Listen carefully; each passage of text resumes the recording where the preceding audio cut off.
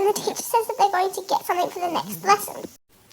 About 2 seconds later, the whole class starts screaming and yelling, and the teacher from next door has to come and remind your class that we are supposed to be working and not screaming. Then your teacher comes into the class and says, "Class, I'm very disappointed in you all." Then the teacher from next door comes and says, "I had to remind them to do their work instead of screaming and yelling." Then the teacher decides to blame it on the girls, which is totally unfair. So you just say to Mrs. Pigs, "Oh, well, the girls didn't do anything. It was the boys who were talking and screaming and yelling." And the teacher decides to say, "How dare you talk back to me? Detention!"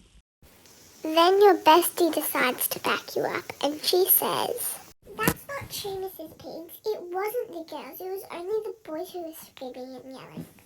Then, because Mrs. Pig's favourite is my bestie, she decides to go along with it, and she says, "All right then."